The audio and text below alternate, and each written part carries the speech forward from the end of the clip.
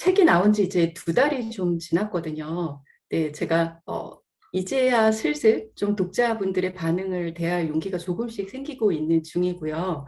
특히 오늘처럼 이렇게 기꺼이 의견을 내주실 분들을 만날 때면 조금 더 설레고 또 기대하는 마음으로 준비하게 되는 것 같아요. 어, 오늘은 제가 그래서 제가 책에 미처 담지 못한 얘기들, 그리고 또 다른 채널에서 아직 나누지 않았던 좀 그런 이야기들 위주로 한 3가지 정도 준비를 했고요. 제가 감사한 마음을 잘 표현해 보도록 노력하겠습니다. 먼저 좀 제 개인적인 장소부터 얘기를 시작을 할 건데요. 여기가 어디냐면 제가 핀란드에서 살던 그 헬싱키 남부에 위치한 울랄리나라는 동네에 있는 해안 산책로고요. 저희 집에서 걸어서 한 7분이면 도착하는 가까운 곳이에요. 근데 그 짧은 길을 걸어가다 보면 굉장히 웅장하고 또 화려한 대사관이 있었거든요. 러시아 대사관이었어요. 최근에 제가 뉴스를 많이 접하면서 그 동네 생각이 조금 더 많이 나기도 했는데요. 러시아가 우크라이나를 침공한 지 100일이 지났잖아요. 또 그것 때문에 뭐 핀란드랑 지금 스웨덴이랑 나토 가입을 위해서 굉장한 노력을 다하고 있고요. 어, 그런데 그 모든 세계의 언론이 핀란드의 안위를 걱정하는 뉴스를 쏟아내고 있던 그때 그 핀란드 리더인 산나 마린 총리가 보여준 행보는 키우에 깜짝 방문을 해서 우크라이나 대통령 젤렌스키와 이 두 정상의 사진을 남기죠. 저는 이 사진을 보면서 제가 제 책에 소개를 했었던 그 상처 입은 천사 그림이 생각났거든요. 이건 그 그림을 보고 인형 조형물을 만든 걸 그 헬싱키 시청에 전시해 놓은 걸 제가 찍은 건데요. 우리는 누구도 완벽한 존재가 아니기 때문에 오늘의 내가 저 상처 입은 천사일 수도 있고 또 내일의 내가 비록 미약한 도움이지만 그 도움의 손길을 내미는 저 소년 중에 한 명일 수 있다는 생각은 핀란드의 보통 사람들이나 한나라를 대표하는 리더나 같은 마음인가? 라는 생각이 들게 하는 사진이었어요. 근데 오늘 이 귀한 시간에 제가 이 복잡하고 딱딱한 정치, 외교 얘기를 하겠다는 건 아니고요. 우리랑 똑같은 보통 사람들, 일반 핀란드 사람들 얘기를 최근에 제가 업데이트한 걸로 한 2가지 정도 나눠보려고 해요. 첫 번째는 러시아가 우크라이나를 침공하고 우크라이나 남자분들이 전쟁을 위해 남았잖아요. 그리고 여성분들이 자녀를 데리고 그 이웃한 유럽 국가로 흩어졌죠. 그래서 유럽 공항들이 그 우크라이나 난민들로 가득했거든요. 근데 또 한편으로는 그 각 나라에서 나온 유럽 시민들로 가득했어요. 근데 그 사람들이 손에 피켓을 들고 있었는데 거기 뭐라고 써놨냐면 우리 집에 같이 가자. 내가 무료로 숙식을 제공할게. 전쟁이 끝날 때까지 나와 같이 있자. 우리 집에는 방이 몇 개 있고 아이를 몇 명까지 받을 수 있고 이런 구체적인 내용을 적어놨어요. 핀란드도 예외는 아니었고요. 숙식을 어떻게 하면 제공할 수 있냐 막 빗발치는 문의가 있어서 이 국가에서 대체를 한 게 아니라 그 NGO 단체가 빠르게 그 리셉션 센터를 열어요. 그래서 조금 더 체계적으로 이 사람들한테 숙식도 제공하고 또 그 망명자로서 등록을 할 수 있는 모든 절차를 지원을 하게 되죠. 이들이 이런 행동을 한다고 러시아 푸틴의 마음을 바꿀 수 있는 것도 아니고 전쟁을 멈추게 할 대단한 힘과 능력은 없지만 이들은 그 내가 할 수 있는 그 작은 실천을 선택하는 용기 그리고 내가 옳다고 믿는 걸 그대로 행동할 수 있는 그 성숙한 시민의식이 그들이 만들고 지키고 있는 핀란드식 공정의 단편을 잘 보여준다라는 생각이 들어서 소개하고 싶었고요. 2번째는 학교 얘기를 좀 해보려고 해요. 오늘 선생님들도 오셔서 너무 다행이긴 한데 이건 학교 사진은 아니고요. 제가 보여드리고 싶은 욕심에 배경 사진으로 넣었는데요. 그 헬싱키 중앙역 옆에 한 3년 전에 완공을 하고 오픈을 한 헬싱키 중앙도서관의 내부예요. 한쪽에는 지금 아이들이 미술 활동을 하고 있잖아요. 어떨까요?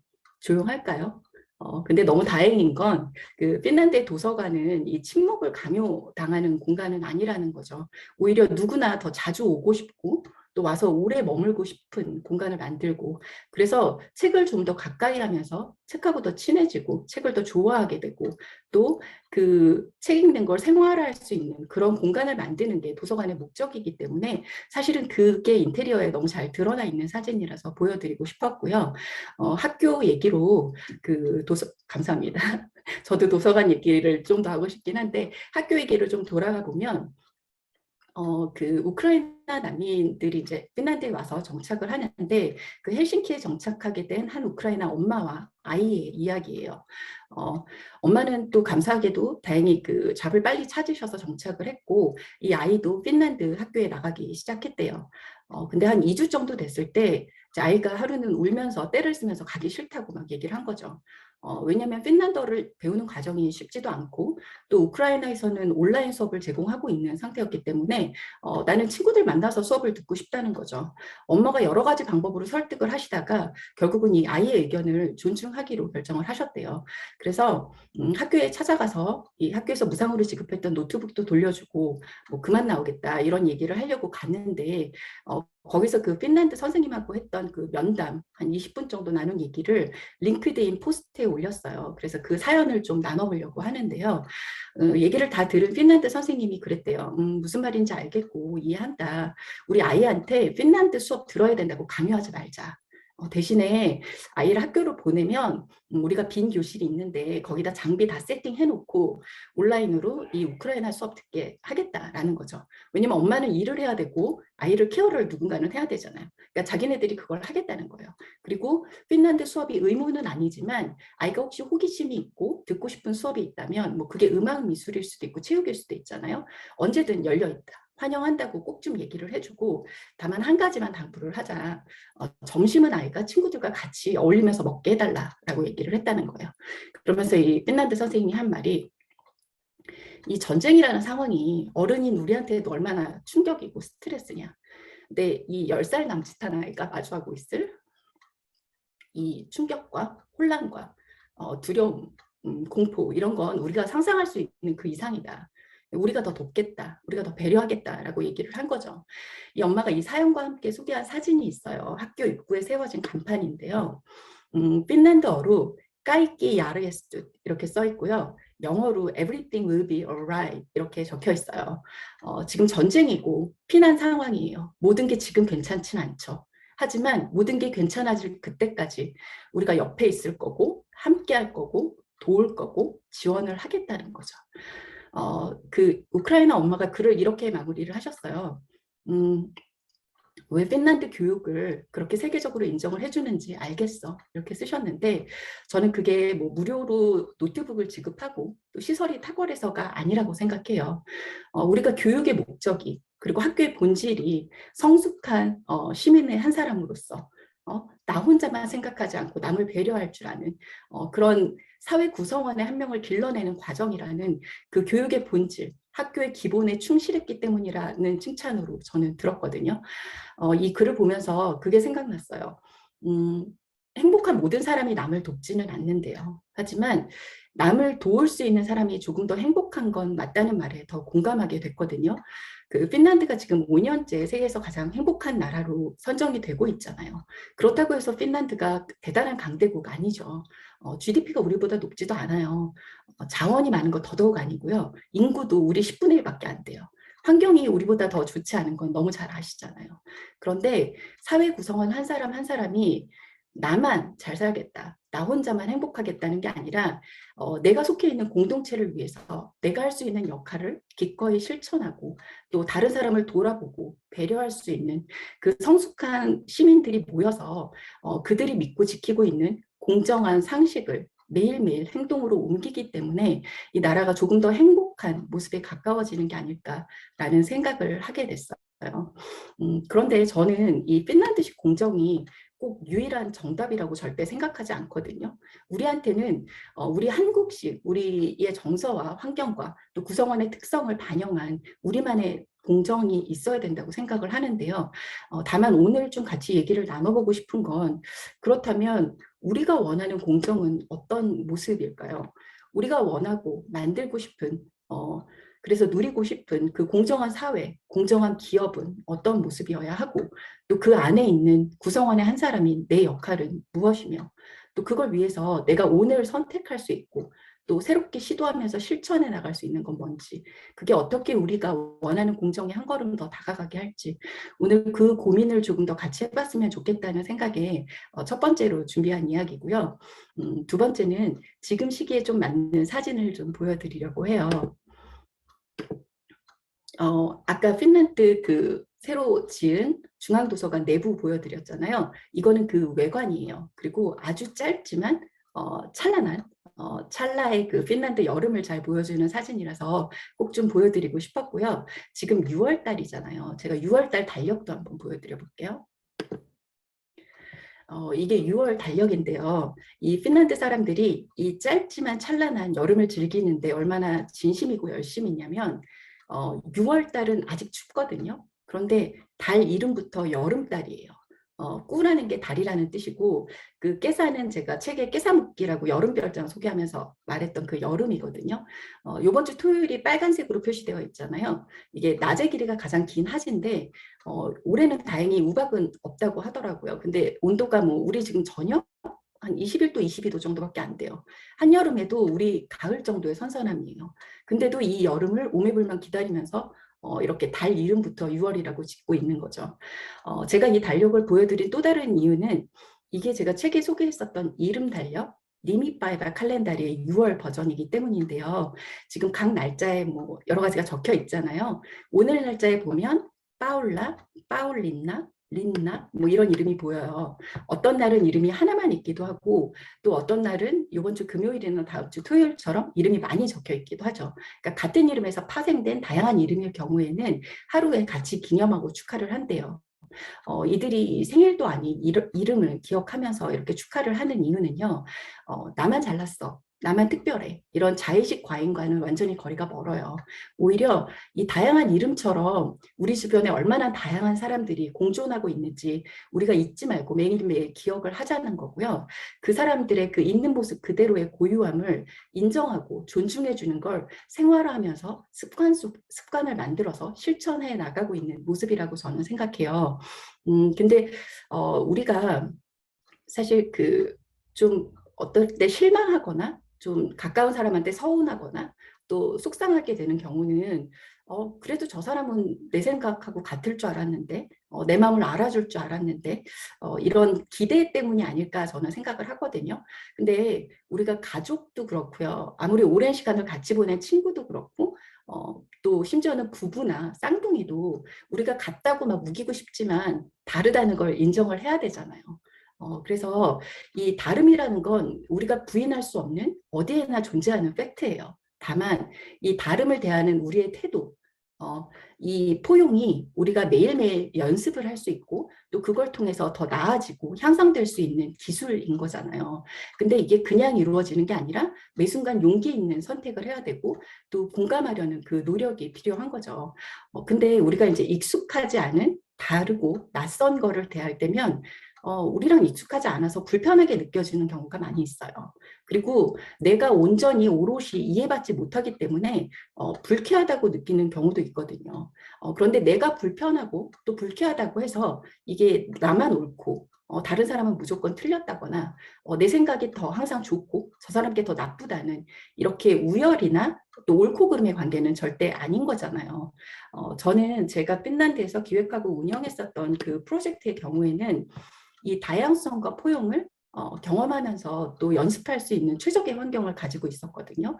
우리가 다양성을 그냥 다문화로 좀 착각하는 경우들도 있는데 저희한테 인종이나 문화의 다양성은 그냥 기본값이었어요. 왜냐하면 해외 인재를 유치하고 유지하는 목적이었기 때문에 여기에 플러스 성별 그리고 세대의 다양함 그리고 또 각자 다른 교육 배경, 전공 그리고 또 전문 분야가 뭐 공무원도 있었고 교수님도 있었고 또 교직원분도 계셨고 또 대기업 임원부터 스타트업까지 정말 다양한 인더스트리에 다양한 전문가가 참여를 했거든요. 근데 그 저희가 6개월짜리 프로그램을 한 3년 동안 돌렸는데 그 매번 첫 오리엔테이션에서 모든 참가자들을 만날 때 저희가 항상 이렇게 다짐을 하면서 약속을 하는 그런 시간을 가졌거든요. 리추얼처럼 했는데 그거는 우리가 6개월 동안 마주하게 될 이 새로움과 낯설이라는 건 우리를 불편하게 만들고 또 때로는 불쾌한 기분이 들게 할 수도 있겠지만 이게 옳고 그름이 아니고 우열이 아니라는 걸 우리 항상 기억하고 실천하자는 다짐이었고요. 그 6개월의 과정이 끝나고 참가자들과 우리가 경험한 이 다이나믹한 다양성의 혜택에 대해서 나눌 때면 항상 이 ABCD를 보여주곤 했는데요. 사실 다양성의 혜택이 정말 많지만 그걸 경험하기 위해서 첫 번째 걸음이 가장 어렵고 또 저는 가장 용기를 필요로 한다고 생각을 해요. 왜냐하면 우리가 익숙하고 그런 공간에서 내가 느끼는 편안함이 있거든요. 이 안락하고 또 내가 다 안다고 생각하기 때문에 안전하다고 착각을 하기 쉽죠. 근데 이 내가 가진 경계선을 벗어난다는 게 저는 대단한 용기를 필요로 하는 선택이라고 생각을 하고요. 다만 이 선택의 대가가 너무 달콤한 거죠.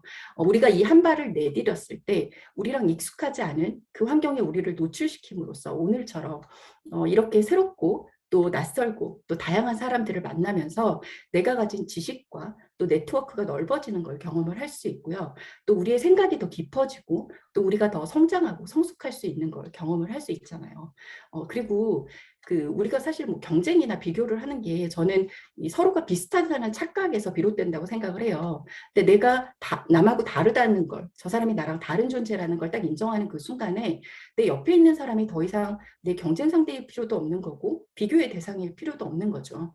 오히려 다르기 때문에 내가 저 사람한테 가르쳐 줄 수 있는 게 있고 내가 저 사람으로부터 배울 게 있는 거예요. 이렇게 서로 배움을 주고받는 상호학습이 일어날 때 우리는 혼자서는 감히 생각도 못하고 시도도 못 해봤던 것들을 같이 협력해서 하면서 또 융합이 일어나면서 또 새로운 걸 성취해 나가겠죠. 그 과정에서 모두가 성장하는 걸 경험할 수 있는 거죠. 그래서 저희가 이 프로젝트를 하면서 가장 중점을 뒀던 건 우리는 참가자들이 가진 다양성이 있는 그대로 인정받고 존중받을 수 있는 플랫폼을 제공하는 데 집중했고요. 대신에 이 참가자들이 각자가 가지고 있는 지식과 경험과 노하우를 정말 마음껏 자유롭게 교류하고 또 소통할 수 있는 기회들을 마련하기 위해서 다양한 프로그램들을 또 운영을 했었어요. 그 6개월의 과정이 끝나고 나서 그 참가자들이 정말 공유를 해주었던 그들이 얼마나 성장하고 얼마나 많이 배웠는지, 그래서 우리가 전체 집합으로서 이 컬렉티브 러닝 트라젝터리를 같이 경험할 수 있었거든요. 근데 저는 오늘 이 세모란 모임 처음 이제 연락을 받고 이 모임 제목이 너무 멋있는 거예요. 이게 그 세모, 네모, 동그라미 이 세 가지 도형으로 세상에 존재하는 모든 도형의 모형을 표현할 수 있는 것처럼 우리가 세상의 다양함을 담아내는 플랫폼이 되겠다는 거잖아요. 그래서 저는 오늘 제 시간이 끝나고 또 여러분들을 통해서 함께 나누고 또 서로 소통하면서 배워갈 수 있는 또 함께 성장할 수 있는 그 시간 되게 오매불만 기다리고 있고요. 사실 우리가 비슷한 사람끼리 또 비슷한 배경을 가지고 또 비슷한 성향을 가지고 있을 때 좀 말도 잘 통한다고 생각하고 뭐 우리끼리 좋다, 편하다 이렇게 착각하기 쉽잖아요. 근데 저는 이게 굉장히 위험한 신호라고 생각하는 사람이에요. 왜냐하면 모두가 같은 방향을 보고 모두가 예스라고 하고 있다는 건 우리가 보고 있는 방향 외에 나머지 모든 방향이 존재하는 기회들을 우리가 시도도 못 해보고 다 포기하고 있는 거고요. 또 그 다른 관점에서 보고 미리 관리하고 또 우리가 대책을 세울 수 있었던 모든 위기에 그냥 그대로 노출되고 방치하겠다는 얘기거든요. 제가 교육을 받을 때와 다르게 우리는 더 이상 정답을 찾는 기술이 중요하다고 생각하지 않잖아요. 오히려 목적지에 이르는 다양한 해법이 존재함을 인정하고 또 이 다양한 해결책을 찾아갈 수 있는 능력을 더 중요하게 생각하는 시대잖아요. 그리고 한 걸음 더 나가서 아직 존재하지만 또 아무도 찾지 못한 진짜 문제를 찾아갈 수 있는 능력이 우리한테 요구되는 시대를 우리는 살아가고 있잖아요. 근데 이런 능력을 위해서는 내가 익숙하고 당연하다고 여기는 것들을 당연하지 않게 바라보는 데서 저는 시작된다고 생각을 해요. 낯설고 오늘처럼 이 새롭고 다른 취향과 배경과 또 전문성을 가진 이 다양한 사람들하고 또 의도적으로 내가 교류하려고 할 때 내가 일상 속에서 써보지 않은 내가 미처 사용하지 못한 내 잠재력을 발견하게 되기도 하고요. 또 서로의 다른 특성, 그러니까 독창성이라든지 상상력을 있는 그대로 존중하는 연습을 하다 보면 이게 또 역으로 내가 다르게 생각할 수 있는 용기를 배워갈 수 있는 방법이 되기도 하거든요. 그래서 이런 과정을 거쳐야 우리가 창조적으로 발상을 전환할 수 있고 또 혁신도 가능하게 하는 그런 밑바탕이 된다고 생각합니다. 네, 어렵죠. 마지막으로는 제가 그 핀란드의 특징 중에서 너무 사랑하는 시수 얘기를 하고 마무리를 하려고 하는데요. 책에 나와 있는 정의고요. 그 의지적 결단력으로 역경에 맞서서 이성적으로 행동을 하는 게 시스고 이게 순간적인 용기를 말하는 게 아니라 그 용기를 버틸 수 있는 능력이라는 이 정의가 제가 경험하고 또 거기서 실천했었던 시스를 너무 잘 보여주는 것 같아요. 이 역경에 맞선다는 거는요. 우리가 신체적으로 또 물리적으로 정신적으로 어떤 한계에 딱 부딪혔을 때 그냥 여기까지가 내 끝인가 봐 하고 포기하는 게 자연스럽다고 생각할 수 있겠지만 시스는 한 번 더 부딪혀 보자는 거죠. 한 번 더 해보자는 거죠. 이게 뭐냐면 우리가 왜 근력 운동할 때요. 운동을 하고 나면 근섬유가 약간 손상이 된다고 하잖아요. 근데 이게 단백질하고 다 같이 모여서 또 이렇게 새살이 돋아나는 것처럼 근육을 더 단단하고 커지게 하는 것처럼 이 시스도 우리가 의도적으로 반복적으로 선택을 해서 내 한계를 넘어보려는 노력을 쌓아갈 때 우리가 더 단단해지고 또 그게 우리를 성장하고 성숙하게 하는 능력이고요. 예, 버티는 능력 정말 중요해요. 그리고 이게 그 순간적인 용기가 아니라 그 용기를 지속적으로 실천해 나갈 수 있는 그게 버티는 능력인 거거든요. 근데 이 시스에서 또 하나 중요한 건 뭐냐면 이 순간적인 용기라는 건 사실 욱하는 거잖아요. 그러니까 무대 보고 어떤 계획 없이 내가 무턱대고 해보는 건데 시스는 오히려 감정을 싹 내려놓고 이성적으로 선택을 하는 거예요. 그 이성적 선택을 반복했을 때 그게 내가 버티는 능력으로 바뀌는 거죠. 근데 저는 이 핀란드의 시스 정신이 탄생한 배경이 핀란드의 열악한 환경 때문이라고 생각하는 사람이거든요. 기후가 너무 안 좋아서 그리고 지정학적으로 너무 불리하게 강대국 사이에 끼어 있어서 그런데 이 시스의 시작은 핀란드 사람들이 내가 바꿀 수 있는 것과 바꿀 수 없는 것을 분별하고 인식하고 인정하는 데서 시작됐다고 저는 생각을 해요. 기후 조건, 환경 바꿀 수 없죠. 이웃 나라 남이잖아요. 내가 바꿀 수 없어요. 내가 바꿀 수 없는 남 탓, 환경 탓을 하면서 불평과 불만을 쏟아낼 그 시간과 에너지를 내가 선택해서 바꿀 수 있는 본질과 내가 선택할 수 있는 것에 집중하겠다는 거죠. 그게 본질과 기본에 더 집중하게 하는 그 시스의 기본이 됐다고 생각을 하는데요. 핀란드 날씨가 너무 춥지만 그들은 날씨 탓하지 않잖아요. 그냥 옷을 레이어드해서 입으면 돼요. 그리고 평소에 건강 관리를 해요. 면역력을 높여놔요. 겨울에는 야외 활동 더 많이 하거든요. 조명이 꺼 있어도 아까 깜깜한 밤이어도 야간 조명 켜서 크로스컨트리 스키 즐기고 또 얼음 이만큼 두꺼워도 깨고 얼음 수영해요. 사우나도 하고요. 뿐만 아니라 자신들이 가진 이 열악한 환경을 장점으로 긍정적으로 승화하는 능력도 저는 실수라고 생각을 해요. 그러니까 핀란드의 이 춥고 똑똑하고 긴 6개월이나 되는 겨울 때문에 핀란드 건축이 발달하고 가구가 발달하고 조명이 발달했거든요. 왜냐하면 6개월이나 실내에 있어야 되는데 이 외관만 화려한 건축으로는 감당이 안 되는 거예요. 이 내부에 있는 사람들이 편안하고 안락하다고 느껴야 되거든요. 그러다 보니까 자연과 공존하는 건축, 그리고 안에 머무는 사람을 설계부터 고려하는 건축을 발전시키기 시작했고 이게 핀란드 건축이 세계적으로 각광받게 된 계기가 된 거고요. 또 실내에 오래 머물러야 되는데 우리처럼 조명이 세면 눈이 좀 많이 필요하잖아요. 그러다 보니까 자연 체감과 또 밸런스를 이룰 수 있는 조명을 연구하고 발전시키게 되는 거고요. 겨울에는 아침에 해가 10시에 떠요. 그리고 3시에 져요. 그러니까 광합성이 불가능한 저희는 바이타민 D를 항상 먹어야 살 수 있는 그런 곳이고요. 그리고 또 그 가구 같은 경우도 오래 머물러야 되잖아요. 그러니까 더 인체공학적 으로 설계를 하게 되고 자연 친화적인 재료를 더 고르게 되고요. 또 오랫동안 봐야 되니까 이게 오래 봐도 지겹지 않을 수 있는 예쁘지만 내구성도 좋고 또 쉽게 질리지 않는 디자인. 그래서 핀란드 가구가 100년 넘게 지금 스테디셀러로 사랑받고 있는 이유거든요. 근데 그 안에 머무는 사람들도 그 누구도 이 혹독한 겨울을 혼자 버티라고 내버려 두질 않아요. 그러니까 물론 사색을 하거나 독서하는 좋은 습관을 기르기도 하지만 저는 한국에 평생 살 때보다 그 핀란드에서 7년 살면서 정말 그렇게 많이 초대를 받았거든요. 특히 겨울에 그렇게 초대를 해요. 뭐 친구도 초대를 하고 회사 동료도 하고 교수님들도 하고 이거는 뭐 진수성찬을 차려놓고 누구를 대접한다는 의미보다는 이 춥고 혹독한 겨울을 같이 보내자는 거죠. 공간을 공유하고 시간을 공유하면서 우리가 서로를 위로하고 격려하고 또 서로에 대해서 더 알아가는 그 시간 자체를 즐기는데 의미가 있는 거거든요. 근데 제가 이 핀란드 지정학적 위치도 핀란드 시수에 한몫을 했다고 말씀드렸잖아요. 지금 뭐 많이 얘기가 나오고 있지만 핀란드가 러시아랑 굉장히 긴 국경을 접하고 있잖아요. 그래서 그 1300km에 뭐 장벽을 세워야 된다 이런 얘기가 나오고 있죠. 근데 반대쪽 국경은 또 누구랑 접하고 있냐면 스웨덴하고 접하고 있는데요. 지금은 뭐 나토 가입한다고 손을 잡고 있지만 사실은 핀란드가 스웨덴 통치를 700년이나 받았어요.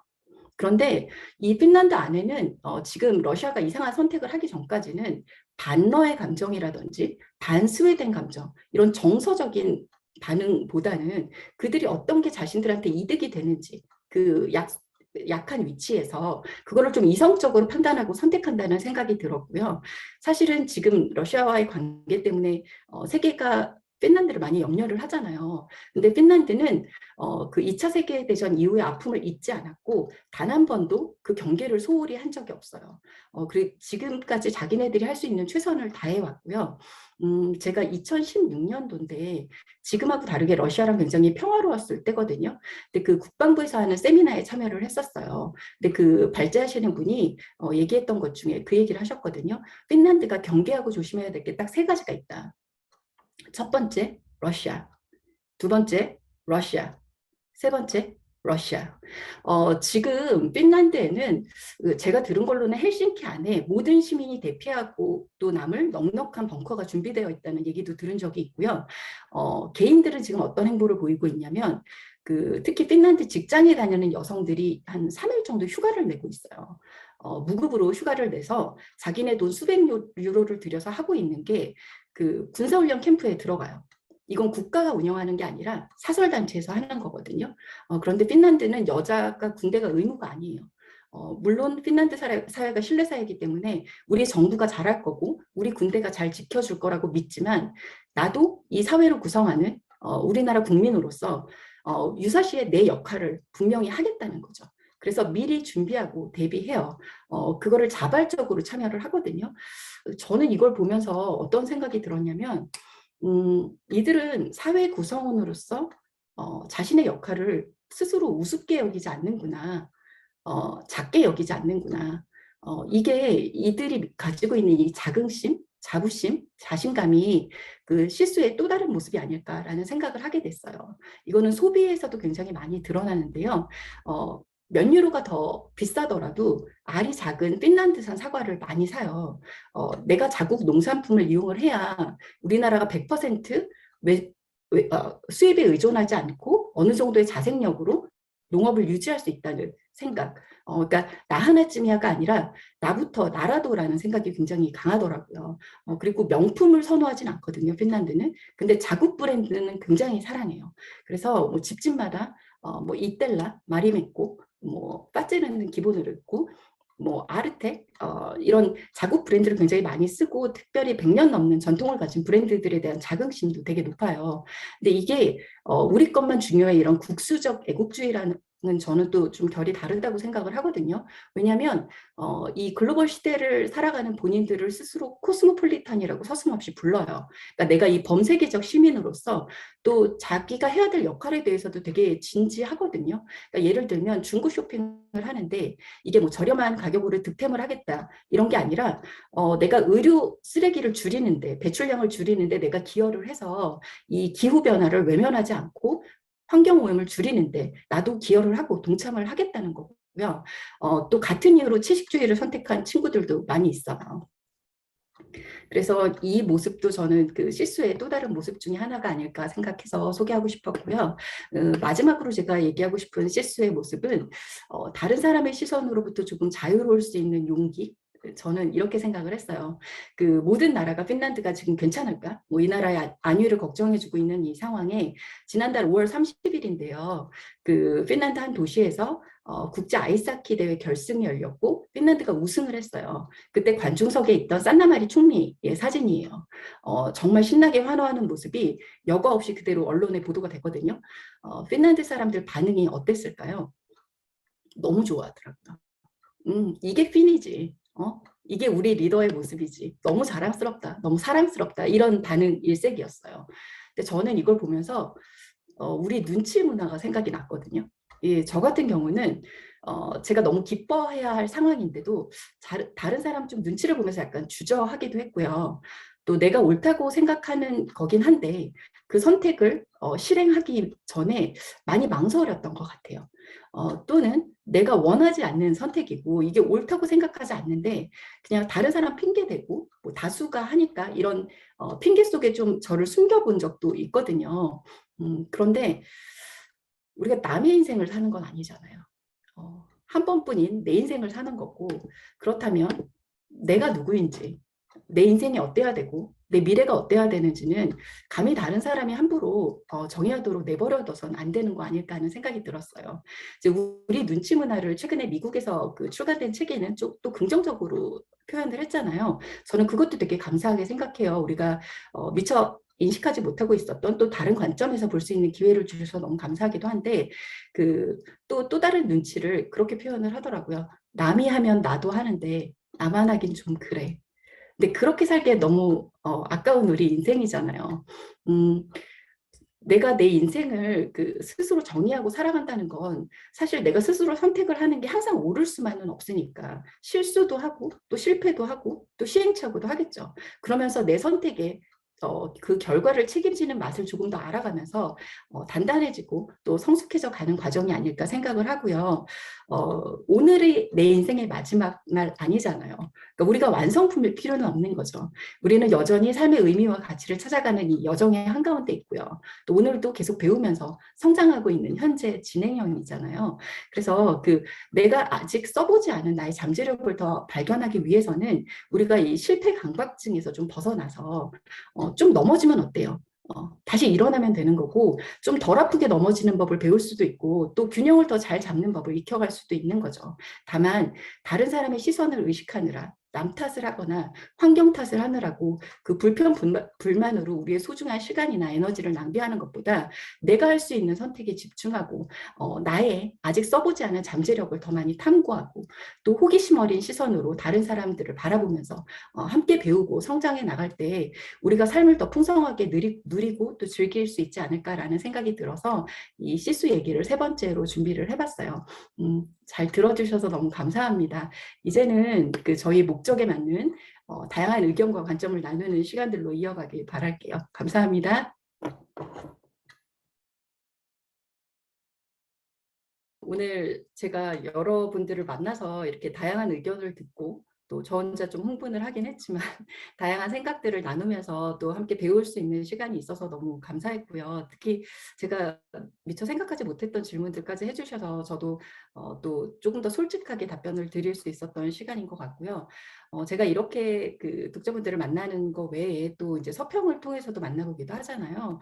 근데 제가 읽었던 서평 중에 오늘도 여러 번 언급을 하셨지만 제 책이 어떤 해답을 제시하는 건 아닌데 정말 마음속에 많은 물음표를 남긴다 이런 표현들을 해주셨을 때 저는 정말 감사했거든요. 왜냐하면 제가 뭐라고 그 짧은 경험을 가지고 감히 해결책을 제시할 수 있는 그런 위치는 절대 아니고요.